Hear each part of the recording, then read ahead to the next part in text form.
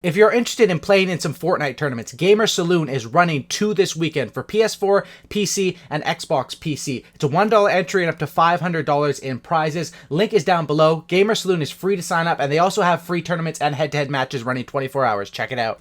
Yo, what is up guys? It's the Goblin and welcome back to another Fortnite tips and tricks video. In today's video, I'm going to be talking about 6 tips I've been focusing and implementing into my gameplay lately, which really do help for Season 5 because I was struggling a bit. I've struggled for patches in Season 5 because the game, it's not completely changed, but it has changed a lot more than what Season 3 to 4 transition or 2 to 3. This transition from 4 to 5 with the whole shotguns, with the SMGs, with the map changes, it is a lot to get used to, and these are 6 simple tips that will make you better at the game. If you guys don't know, I've been running some giveaways for V-Bucks, or you can use the V-Bucks to get a battle pass if you don't have the battle pass already. Basically for my subscribers, I'll show some of the previous winners over yesterday and today up on the screen. And basically what I do is I pick people from the YouTube comment section below, and I will contact them and send them their codes. So if you guys want a chance to enter, all you guys have to do is pretty simple. Be subscribed to my channel. If you're not already subscribed, you can go ahead and click that subscribe button right now. Comment down below what console or device you play Fortnite on,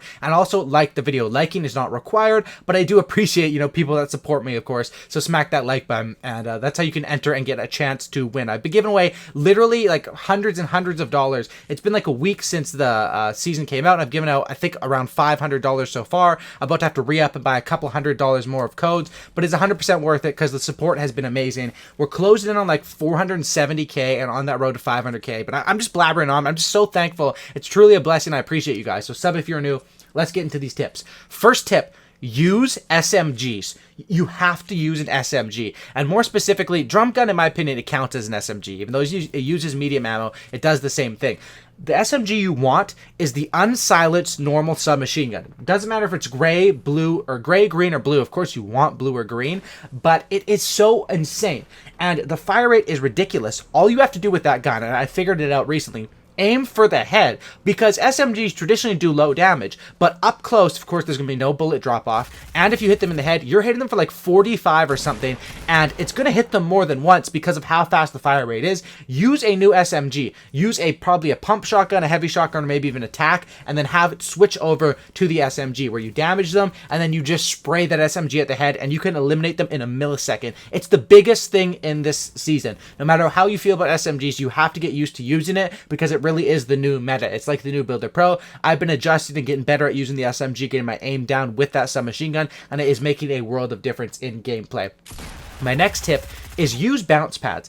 I see a lot of people, and I was like this at first when they first came out. When bounce pads came out, people were kind of confused. Like, what are these? You just bounce up and down. I thought it was going to be a directional bounce pad. But the purpose of these things isn't really to use them to just bounce up and down. The purpose is to usually put up a wall and then bounce pad off the wall. You can use them to traverse the map. You can use them to get off of high ground without taking any fall damage. You can use them to actually bounce yourself up and build as you're bouncing up, which is kind of hard to do, to take over high ground on people. Bounce pads are so useful, and I see so many people that, of course, not people that aren't more advanced players, that just leave them sitting in their inventory. You don't have to be an expert and do the bounce and build to get high ground, but I recommend using bounce pads to traverse the map and to not take fall damage. If I'm in a build fight with someone, the other person is beating me in the build fight, I can just lay down that bounce pad and boom, I'm out. I've completely reset the fight, and then I can shoot down their base or build up, back up off the side, whatever. Bounce pads are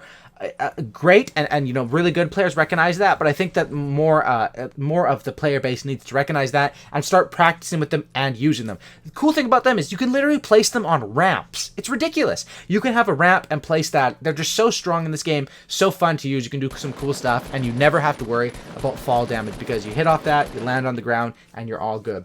Next tip is to reinforce your ramps. Now, a lot of times when people are rushing, and you'll notice this when you're on the defensive, you just shoot them down. If someone tries to ramp up, you can easily just shoot them down. But reinforcing your ramps, and you don't have to reinforce them with the crazy triple reinforcement PC strategy, which is very hard to do on console. It's more of a PC thing. Just ramp wall, ramp wall, ramp wall. It's so easy and pretty much the best and easiest way to do that. You don't have to do it every single time, but as you get closer to an enemy, like I'm doing right now, that's why I will start to reinforce. You know, I didn't even know if he was there, but I was reinforcing because I do not want to get shot down. When I've already invested all those materials, all that time to get that high ground, I want to hold that down, and that's why you'll see me reinforce those ramps. You can reinforce them all the way from the bottom, or you can just reinforce them at the top. It depends what angle they have at you, but you should definitely have the ones that you're standing on reinforced at least. Big tip to not lose the high ground. My next tip is with height advantage. Obviously, we all know at this point, height advantage is a key in this game. That's why people build. That's why build fights are so crazy and fun to watch in this game. But even if you run into a bad player, someone you perceive as not as good as you, which will happen sometimes, you'll get impatient, you'll want to drop down on them. This is something that I struggled with as well. What you're going to want to do, and this is something I'm trying to implement more into my gameplay. I have struggled with it in the past, but this is my rule that I've written down. I'm trying to stick to it, and I'm going to give it to you guys too, because I think it is a good rule. Don't give up height advantage until you have health advantage. Now, what that means is pretty straightforward. Don't drop down on a person until you have already cracked them for a good amount. The cool thing with this game is when you hit someone, you can see blue hit markers. I hit that for their shield. White, I hit that for their health. Plus, you can see how the actual damage numbers of how much you hit. So if I have a heavy shotgun, for example, and we're in a build fight, and I have the height advantage, and I crack a guy, and I see 130 on the number, I'm good to drop down with my SMG because I don't have to spray him with a couple bullets to finish him off. However, if I haven't hit him yet, or I hit him for 20 health, you probably don't want to give up that height advantage. You want to play a little bit more patient and not rush the fights. The only times you should be rushing fights is when you know that there's a third party or there's more players coming into that area. So if you don't deal with that person at that time, you won't have time to heal and get ready to reset the next fight. But usually you want to take your time with fights and sort of play it like that, as I would say with that tip. Don't give up height advantage until you have health advantage. My next tip is to jump while spraying down bases. Don't stand still. With SMGs in this game, the great thing is that they take light ammo. Your AR takes medium ammo. So if you are having a good game, you can have hundreds and hundreds, if not up to 2,000 ammo just on those. And to spray people's bases down is pretty easy. If you're standing up and you're one by one, what you want to do is you can literally just be jumping around, and as you're jumping, you can't aim down sights, but you can jump and hipfire down people's bases. This is great because if there's snipers on the prowl, if there's that person, you know how much harder it is to hit a snipe on someone who's jumping around than someone that's standing still. It's absolutely in a complete different universe, and that's what I 100% recommend doing that. That's my main tip, I would say, as far as that. You want to do that. You want to not stand still, but you want to also stay on the aggressive with that.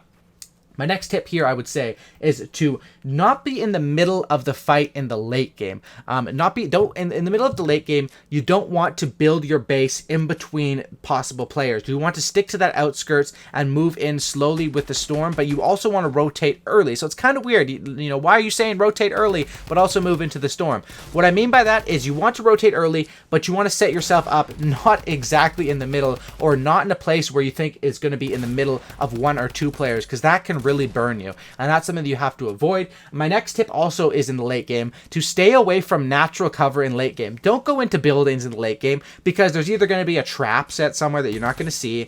People have been placing traps in crazy spots, or there's going to be a human trap, which is a noob camping with a shotgun or a grenade launcher or something like that. So stay away from those natural cover spots, and you also want to stay away from when you're building a base, you don't want to build your base next to somewhere where the natural cover is higher than you. So if I'm building a base, I don't want to build I can build the base on top of the mountain, but below on the side of the mountain, you don't want to do that, because if a player is up on top, all your builds don't matter, because they still have the height advantage through that natural cover. And that's basically something you can do as far as with that, I would say, is some good tip for the late game and basically how you want to play that. And those are 6 tips that I think will 100% help you improve at this game. These are tips and stuff that I'm trying to implement into my gameplay. You also have to remember I'll add a 7th tip here. I guess you could call this the 7th tip. Basically, my 7th tip here, which I'm going to add in, is use the new storm to your advantage. If players I did it in the gameplay today on stream where I got the win. This guy's up on the mountain. he has all the advantage up on me, but I know with the new storm circle at the end of the game, it's eventually going to move into where the next circle is where the storm already is, which is a pretty cool feature, so he's going to have to leave that mountain. So I basically just played the clock. I just literally stood there behind a wall, built a wall, and then when it was time to move, I made the early rotation, and he had to come to me, and I was able to take him out. Use that final storm circle to your advantage. You don't have to press those fights. You don't have to press your luck, especially if you know it's a 1v1, you know where the guy is. You can literally stand there and wait to take the fight until you have the advantage. Don't take engagements and don't take fights you don't want to take unless you have to. If a player hits you and he's rushing you, of course you're going to have to fight back there unless you can escape with the jump pad or something like that. Take your time, set up engagements that you like, and those are 7 tips that'll help you guys get more solo wins in Fortnite Season 5. This season is pretty awesome. It does take some getting used to, and that SMG might need a nerf, but these tips should help you guys out. Thanks for watching, guys. Subscribe if you guys are new, smack a like, and have a great night. And that's about it. I'm out. Peace.